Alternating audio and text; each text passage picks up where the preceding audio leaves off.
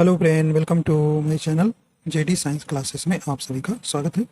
जैसा कि हम UP triple S C PET के जो है इकोनॉमिक्स के जो टॉपिक दिए गए हैं, टॉपिक वाइज हम एमसीक्यू प्रैक्टिस कर रहे हैं।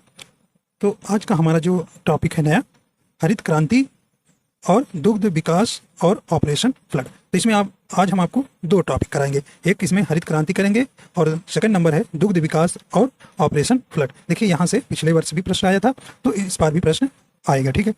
तो इसमें जो भी इंपॉर्टेंट प्रश्न हो सकता था उसको हमने लिया हूँ। तो आशा करता हूँ आप सभी अच्छे होंगे और आपकी तैयारी अच्छी चल रही होगी। अगर आप हमारे चैनल पर नए हैं तो चैनल को सब्सक्राइब कर लीजिएगा और बेल आइकन प्रेस कर दीजिएगा ताकि आपको नोटिफिकेशन मिलता रहेगा।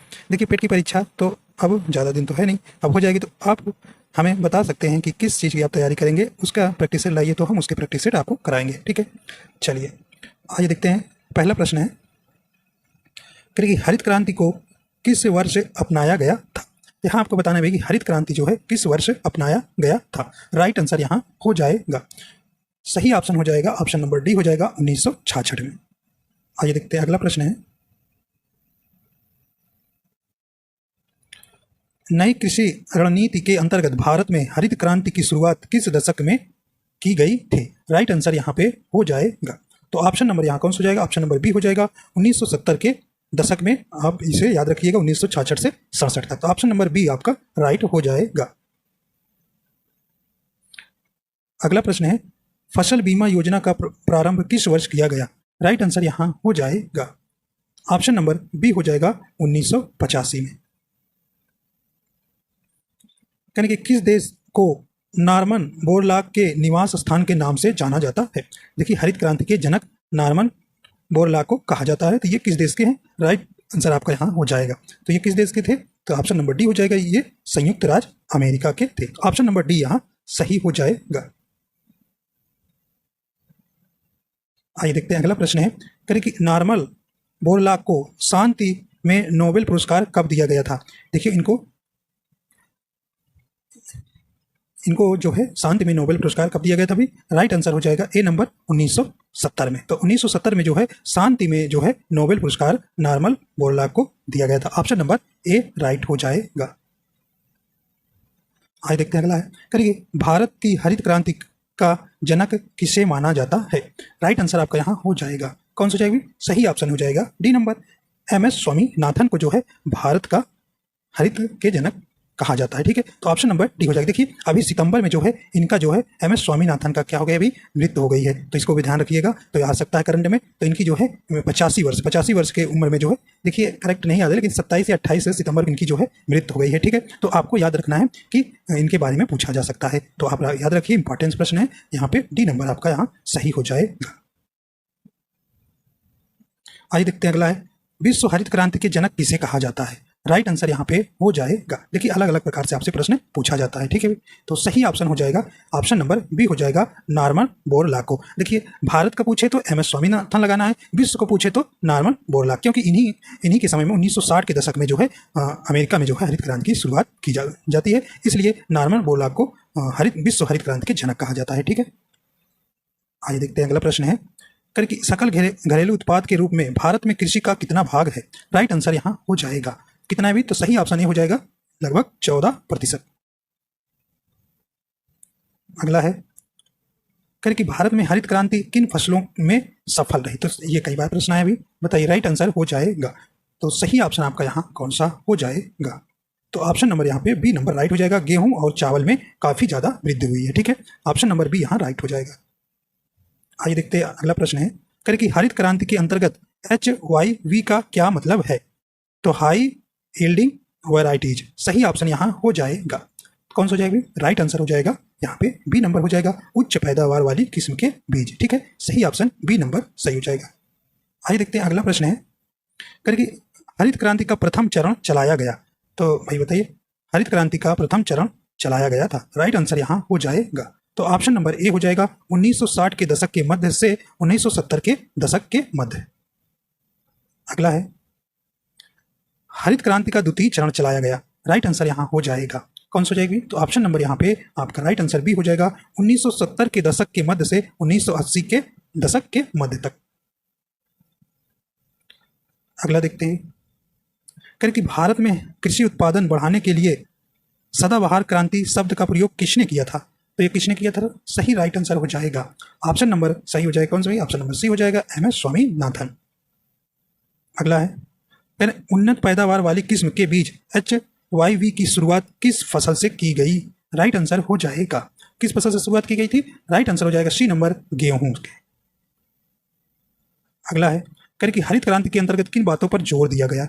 आपका यहाँ राइट आंसर हो जाएगा, देखिए रासायनिक खादों का प्रयोग पर दिया गया, HYV बीजों का प्रयोग, कीटनाशकों का बेहतर प्रयोग। इनमें से देखिए HYV का आपको फुल फॉर्म भी पूछ ले सकता है, ठीक। तो हाई यील्डिंग वैरायटीज आप याद रखिएगा। तो उपयुक्त देखिए ऑप्शन नंबर डी हो जाएगा, इनमें से सभी।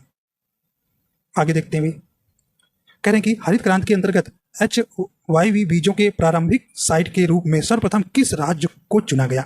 इंपॉर्टेंट प्रश्न है आपका, यहाँ राइट आंसर हो जाएगा किस राज्य को चुना गया? ऑप्शन नंबर ए हो जाएगा, पंजाब राज्य को। आइए देखते हैं अगला प्रश्न है, हरित क्रांति के अंतर्गत स्वतंत्रता के बाद भारत में किस फसल के उत्पादन में वृद्धि हुई है? किस फसल के? तो सही राइट आंसर आपका यहाँ हो जाएगा सी नंबर, गेहूं में।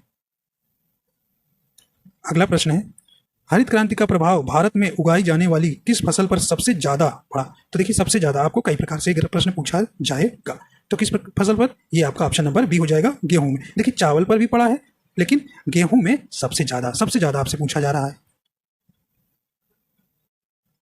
कि हरित क्रांति के दौरान चावल के उत्पादन पर क्या प्रभाव पड़ा? राइट आंसर हो जाएगा ऑप्शन नंबर सही हो जाएगा कौन? ए नंबर हो जाएगा, आंशिक रूप से बढ़ा। अगला है, देखिए इसमें हम आपको हरित क्रांति और दुग्ध विकास और ऑपरेशन फ्लड पढ़ाएंगे। देखिए पहले आपका हरित क्रांति रखे हैं प्रश्न, फिर इसके बाद आपके आ जाएंगे दुग्ध विकास और ऑपरेशन फ्लड, ठीक है। तो दोनों आपके टॉपिक में इकोनॉमिक्स में रखा गया है, ठीक है। चलिए भी देखते हैं अगला है, कहें कि द्वितीय हरित क्रांति का उद्देश्य किन फसलों के उत्पादन के लिए था? कहें चावल के उत्पादन के लिए, तिलहन के उत्पादन के लिए, दलहन के उत्पादन के लिए, या इनमें से सभी के लिए? तो राइट आंसर हो जाएगा डी नंबर, इनमें से सभी के लिए। आइए देखते हैं अगला प्रश्न है, कहें हरित क्रांति के बुनियादी तत्व निम्नलिखित में से क्या थे? राइट आंसर आपका यहाँ हो जाएगा, देखिए खेती के क्षेत्रों का विस्तार करना, यह भी था, दोहरी फसल का विचार, HYV बीजों का प्रयोग। तो ऑप्शन नंबर यहाँ डी नंबर राइट हो जाएगा, ठीक है, उपयुक्त सभी। करें कि हरित क्रांति की शुरुआत किस पंचवर्षीय योजना के दौरान की गई थी? इंपॉर्टेंट प्रश्न है भाई, बताइए सही ऑप्शन हो जाएगा। राइट आंसर कौन सा हो जाएगा? ऑप्शन नंबर कौन सा हो जाएगा? ऑप्शन नंबर सी हो जाएगा, तीसरी पंचवर्षीय योजना में, ठीक है।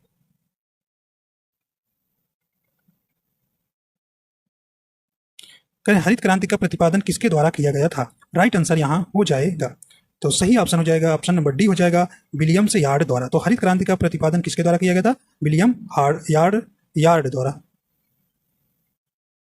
करें कि हरित सोना क्रांति का संबंध किससे है? तो यहाँ पे राइट आंसर हो जाएगा, हरित सोना क्रांति का संबंध किससे है? तो ऑप्शन नंबर डी हो जाएगा, बांस के उत्पादन से। करें भारत में हरित क्रांति का एक और नाम क्या है? राइट आंसर यहाँ आपका हो जाएगा, तो सही ऑप्शन हो जाएगा सी नंबर, कृषि क्रांति। कहने कि हरित क्रांति किससे संबंधित है? तो हरित क्रांति किससे संबंधित है? राइट आंसर हो जाएगा डी नंबर, कृषि विकास से।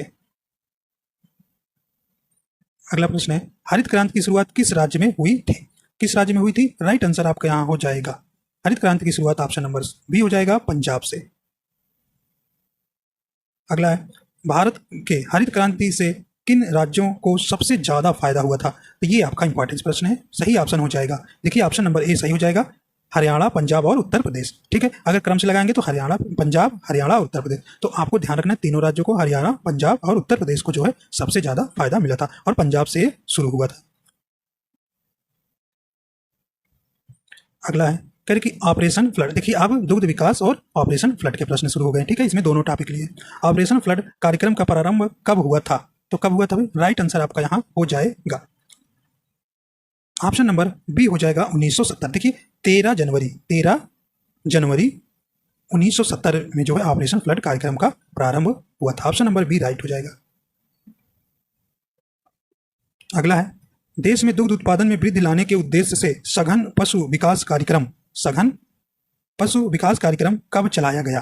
राइट आंसर हो जाएगा, तो किस है? ऑप्शन नंबर ए हो जाएगा, 1964-65 में।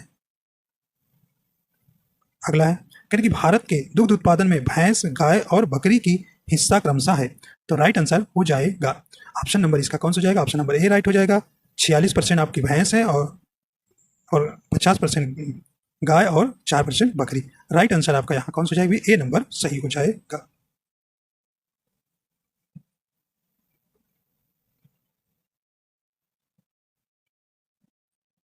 एक मिनट, यहाँ पे देखिए भैया, यहाँ आपका बी नंबर ऑप्शन हो जाएगा। कौन सा, यहाँ पे बी नंबर ऑप्शन हो जाएगा। देखिए गलत हो गया, ए नहीं होगा, यहाँ पे आपका बी नंबर हो जाएगा। 50%, 46% और 4%। ठीक है, तो भैंस का कितना है 50%, गाय का 46% और बकरी का 4% जो है दुग्ध उत्पादन में हिस्सा है। तो ऑप्शन नंबर बी राइट हो जाएगा। देखिए ए नहीं हो जाएगा। ठीक है, बी नंबर याद रखिएगा। आइए देखते हैं अगला प्रश्न है कि भारत में श्वेत क्रांति के जनक माने जाते हैं।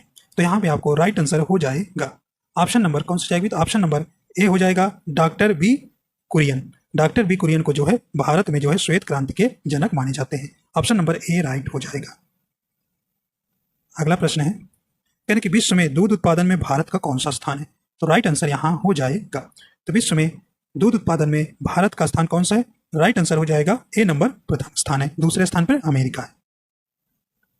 अगला है श्वेत क्रांति की शुरुआत आधिकारिक रूप से किसके द्वारा प्रारंभ किया गया था। बताइए किसके द्वारा प्रारंभ किया था। राइट आंसर हो जाएगा A number national dairy development board द्वारा।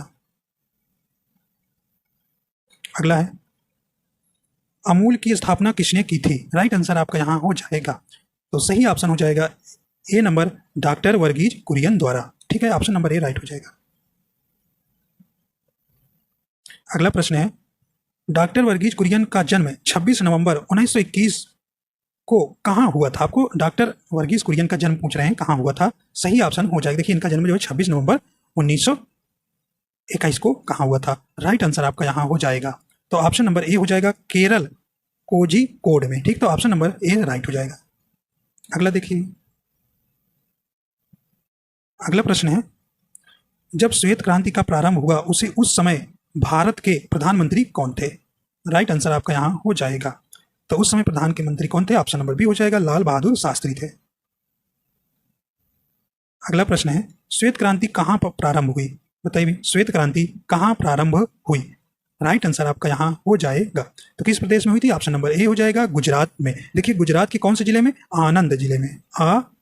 आनंद जिले में। ठीक है, आनंद जिले में जो है श्वेत क्रांति का गुजरात में प्रारंभ हुआ था। अगला है श्वेत क्रांति कितने चरणों में चलाई गई थी। बताइए भी, सही ऑप्शन आपका यहाँ हो जाएगा।